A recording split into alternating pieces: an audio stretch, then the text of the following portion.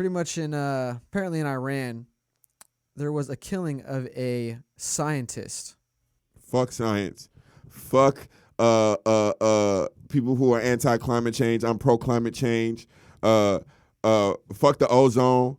What else? What was I? You're really gonna do this. Where was I? What else was I saying? If you get hairspray, get the good kind. Spray a little bit in the air just to make sure it worked first. You know what I'm saying? Yeah. Okay, continue. Oh no, I was thinking about the ozone. Yeah, fuck that guy. But I'm gonna edit this out and skip all this. No, you're not. I'm gonna keep doing my pro climate change rhetoric. Rants. Yes. Fuck we're the gonna climate. jump from the minks over to Iran. So over in Iran, there was another assassination of more leading scientists within the nuclear program for Iran, and they believe that it was done by the Israeli government. The most recent scientist who was killed, Mohsen Faghrizadeh. Yeah, I can't say that. I don't say the same thing. Yeah, it's a foreign name for me, so it's a little difficult. But he was gunned down in an ambush last week, and so from what I've heard, the big issue with this going down was that with the most recent agreements in the Middle East going on, and the Trump administration still supporting them for as long as they are, they went ahead and they took action so that they can suppress the nuclear, research that's happening over in Iran when when Biden decides to go back into the nuclear trade deal, or then I think it's a trade deal. No, the treaty, the nuclear suppression treaty. So The agreement. the issue, Talking about the 2015 agreement. nuclear agreement. The issue with it, though, is that it's got a lot of politics behind it when it comes to the United States military. So, right now, Iran wants to retaliate. This is the second assassination of high officials that they've experienced within the past years. And they are in a position where they need to show some kind of resistance. It says right here, Rouhani said his country would take revenge in due time. Yeah, but that's what they said when Trump did it also.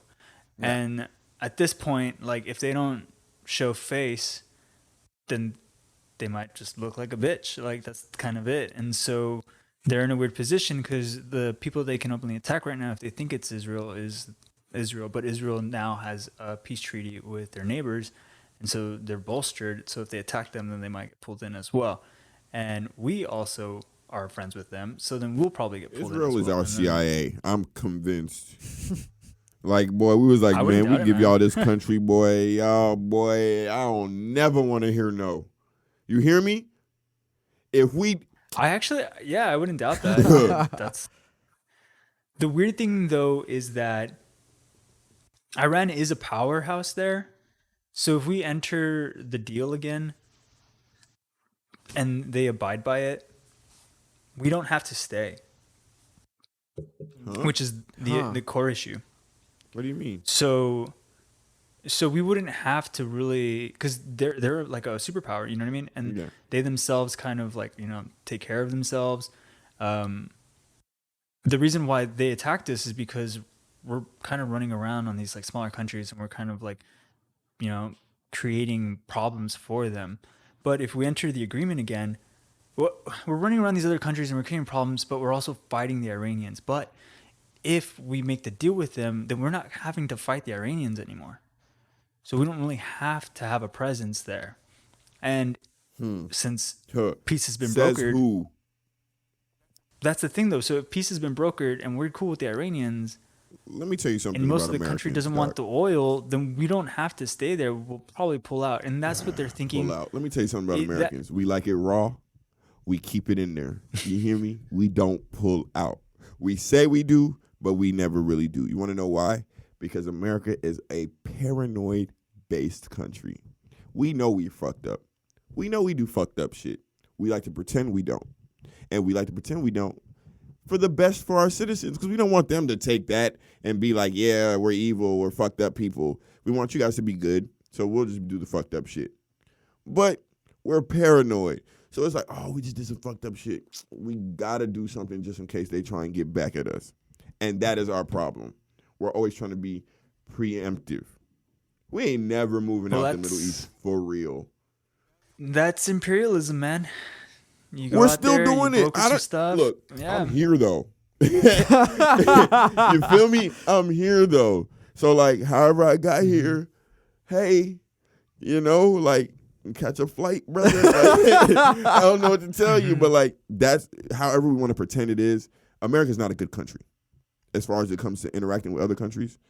We pay so much in foreign aid because we're guilty. We feel guilty and we're paranoid. We're trying to pay people to not get back at us. We got to pay Africans not get back at us. Got to pay the Middle Easterns not to get back at us. Got to pay Asians not to get back at us. We just feel like people are trying to get us, and we going to keep that gun under the table because we don't trust nobody, because we know what we've done. But is it wrong? Because we know what we've done. Like, I don't know if you can see my hand, Doc. I mean, but yeah, I can see it. What else? It makes sense, man. And that's kind of a strong logic in it. And it's probably why it's so good to join the military in the United States. Because I feel like if you join the military in the United States, you become a full citizen. Like, I'm not saying you don't have citizenship, but like when you get out of the military, like you are a full citizen. You get the best. America tries to give you the best it has to offer as far as everything. Yeah, yeah. As long as you don't get fucked over. Like if you lose your legs and you don't have fucking insurance that can cover that, because you know that's a pretty hefty insurance claim. But if you make it out relatively good, man, in one piece, and you know maybe you fucked up a bit of your hip or something like that, or you got some short shins, or your mind, man. I mean, you basically have your school paid for. You have access to the best insurance, and you get a Navy Federal. You have universal health care. You have fucking. Some vets would argue they don't get pretty good benefits. The vets that argue they don't get good benefits are older vets. Mm. You know what I'm saying? Like, for example, I can tell you, I can attest to one of my coworkers' brothers. He's gonna retire at a lesser rank than Steve retired from, and his retirement pay will be $7,000 a month for the rest of his life. Yeah, my cousin got it at 30.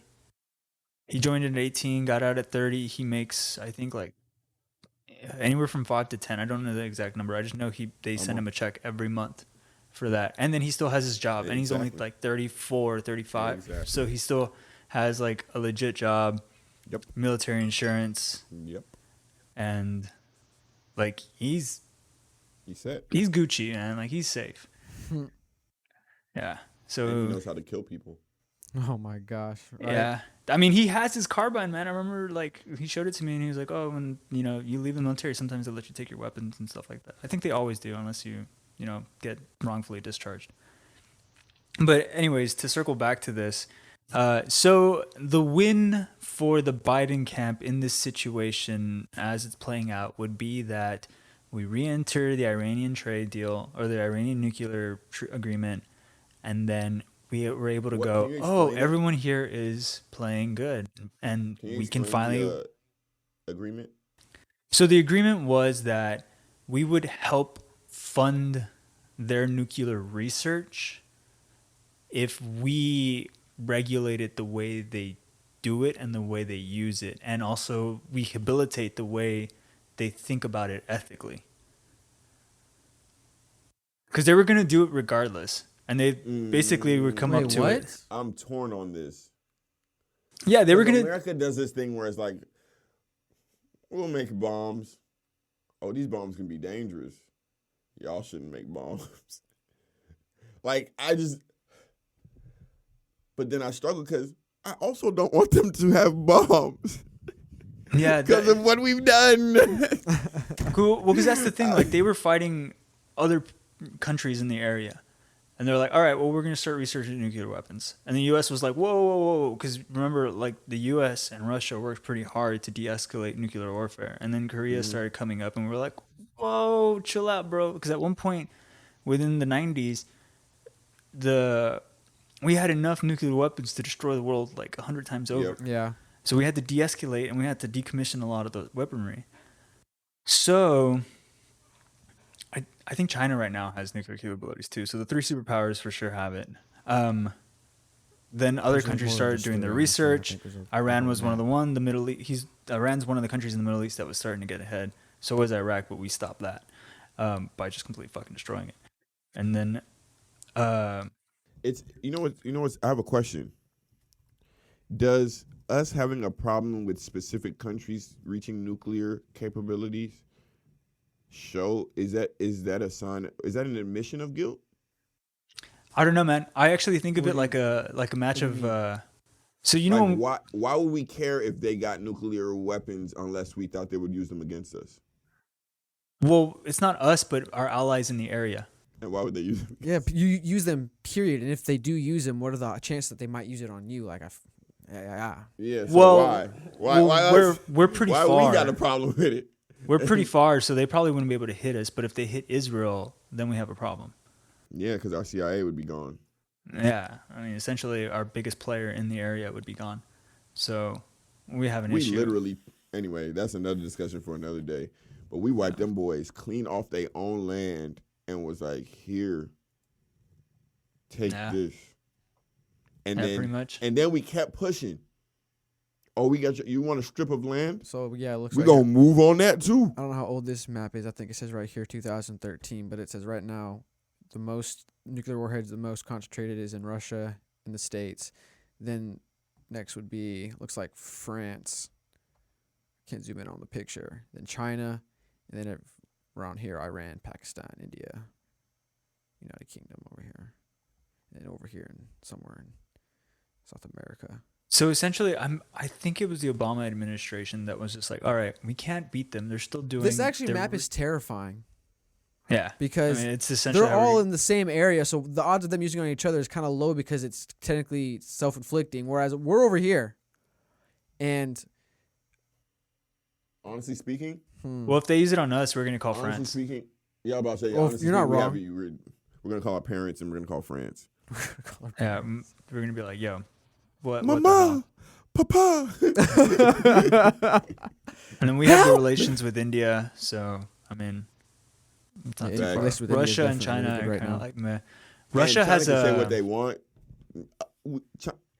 America and China need each other. Let's just stop pretending. I agree we with do that this. too. I actually We have need a each other. belief that we're two sides of the same coin. mean, Exactly. Like They the yin and yang. literally, like they produce and we consume. I They mean, look literally produce from our waste, and we literally consume from their whatever. productivity like, from the like waste yeah, or like whatever. we they balance whatever. them being socialists is the balance to our capitalism. Yeah. Also, I think that like from their perspective, Literally. I think we're so inverted that we scare each other. Like, so I see videos of China and I see like when COVID outbreaks happen and people were being welded into their homes and stuff like that. And I'm like, nope, Nope. no, Hardcore, And no. they're just like, also we're going to cull like these animals in this area. And I'm like, nope, no, sir. Like you come for my cat, I'm gonna fight you. Like, but I'm sure in China, they were watching the COVID outbreak in the United States, and then they were watching people not wanting to wear their masks, and then they were watching the riots, and they were just like, nope, I'd rather be welded in my fucking place when everything's chill, and instead of being over there where people are rioting in the streets. And so Well, people were rioting in China. they were. I can guarantee that it was far more Hong Kong. suppressed. It was far more suppressed Yeah, than for sure. than Well, ours. apparently And they're CNN. smarter too. They like have tools for like putting out their smoke. Well, I mean, shit. CNN had an exclusive that they had got some leaked information about pretty much China's COVID numbers weren't actually accurately reported. I mean, they're still saying it's like what 5K, 6K, or some shit like I that. don't remember what the number. I definitely believe that. Yeah, I can look it up real quick, but yeah, I think it was. They're not. They're. You know what'd be Catherine's gonna funny? have Their an numbers are exclusive. probably suppressed, and our numbers are probably like Mhm. over what they really are. Mhm. We're probably on the exact opposites. Same coin, bro. Yeah. It hurts. It hurts when you realize you're more alike than your enemy than you think you are. My thing is, I wonder what Iran would want to do, or not Iran, what Israel would want in this situation, because they're essentially our biggest ally in the area. And so, if they're for what the Trump administration was doing, then it's going to be a Israel gonna huge. turn its back. Look, Israel gonna turn its back on us. Its plan has been to be the real world leader this whole time. They feel they promise, and I'm not gonna go anti-Semitic because I can really anything I say about Jew people will be seen as anti-Semitic. So no, I'm just not gonna go there. But Israel could be trying to take us out too, and just be like, oh, just let it happen. Let them blow each other up. But I have another question. Maybe. I think we're scared because you know how it's hard to be a good guy because your moral compass limits you from doing certain things, as opposed to like a bad guy, like let's say superhero villain, versus like the superhero has to save the people in the town, whereas the bad guy doesn't care about the town or the people dying in the town, so he can fight all out. Mm-hmm. Yeah. We've become good people. Quote unquote.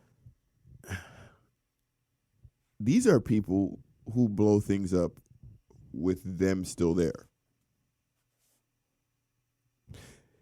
If they got nuclear capability, regardless of what it was, they'd be stronger than us because they'd use it first. If you could kill yourself, then I don't. What battle do we have? The problem with America, not the problem, but the problem in this battle, America wants to exist.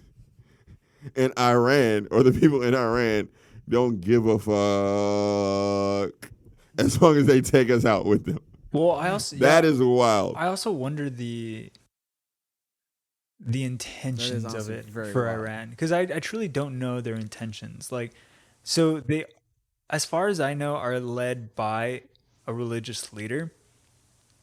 And when you're religious like that, you'll make a decision based off of a core of beliefs. And if you believe that, like, you need to say start a crusade, like, well, if you start a nuclear crusade, then that's dangerous. And I don't know if that's what we're trying to prevent, or if that's what we're trying to mitigate, to be like, look, if you have this technology, you can't use it that way. Like, you have to think logically, as like the most, like, the coldest logic you can have. Rationale. Yeah, I think- exactly. That's a better way of saying it. You have to be rational with it. And so I don't know if that's what we're trying to suppress on them. Because essentially they want it to push the people around them to have influence. I think of it like sure. our Magic games where we play Commander, and it's just like, I know I can kill that thing that you got because it's a really nice angel, but I'm going to let you keep it because I'm scared of this guy. Exactly. Right now, I'll even give you a couple things, but you got to aim it that way. And so I think that was, take this out this turn. Will you do this for me this turn? yeah, exactly. So I think that's the politics of it. And I think that's what Obama's administration was trying to get into, where they were like, we'll help you, man, but you got to aim that shit that way. And again, that's kind of where it circled back to, where like the Biden administration's hope is that if we re-enter the Accords, we can convince them to do that again, and then we can pull our units out. But if we do, forgive us, yeah, they assuming will forgive us. exactly. We had a president that went there, yeah, sold guns to their enemy, then turned around, sold guns to them, turned around, sold guns to their enemy, put somebody in power that would basically hold them or suppress them for a while. Then we had a period of another president. Then his son came and said, oh, no, we coming right back. We need that. Went right back, fucked shit up in that area again. I don't know, dog. We have a lot of influence. We got to keep them guns facing them boys. We did too much. Also, the mode that Trump has the country in right now for the shift of the presidency, it's like we also now created a coalition that's a rival superpower to the Iranian country. We don't want another superpower. We're scared, dog. We are scared. Actually, we I agree are with that, operating yeah. out of fear. Because eventually, I keep telling y'all this, not in the near future, in a distant future, there's an African superpower. There are too many resources on that continent for somebody not. You've said this. And if that person starts dictating trade and marketing in markets, different markets, what can we do? I do What actually can we do? wonder, like, what if we pulled out our foreign police? Is the only way I can think of it, because we have basically people policing other countries that we're kind of worried about Yeah, the world acting police. up. Yeah, if we pulled them out and just created a blockade between from Mexico all the way to Canada, and we're like, all right, us three, we're gonna come up together, and then we're gonna see what happens. There would have to be.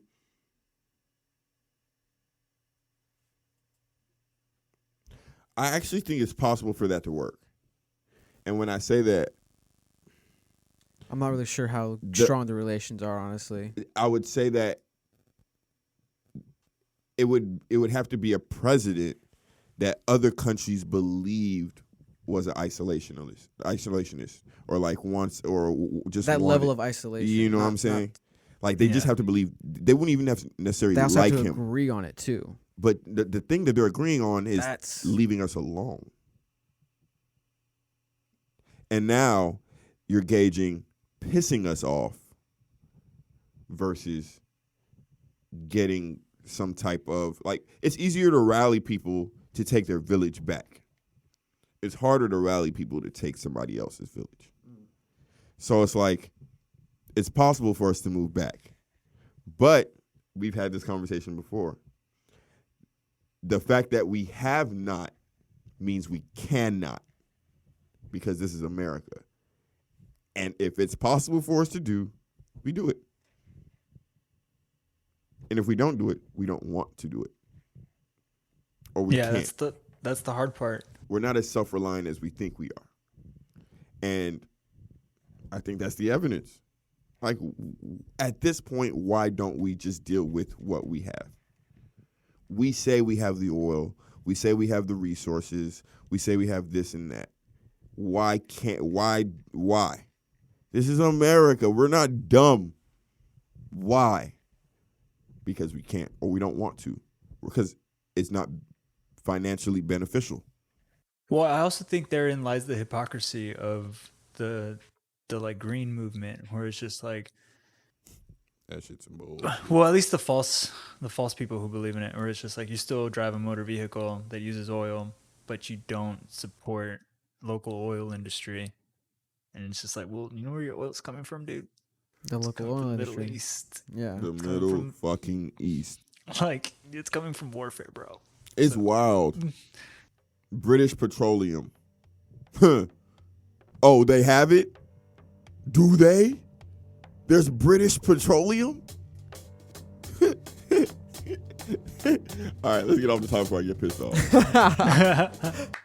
Hey, thanks for watching a clip of Fake Deep Thinking. If you like what you heard, be sure to subscribe, like the clip, leave a comment, and check out our page for more content. Full episodes of Fake Deep Thinking are released every Friday on Podbean, iTunes, and Spotify. Peace.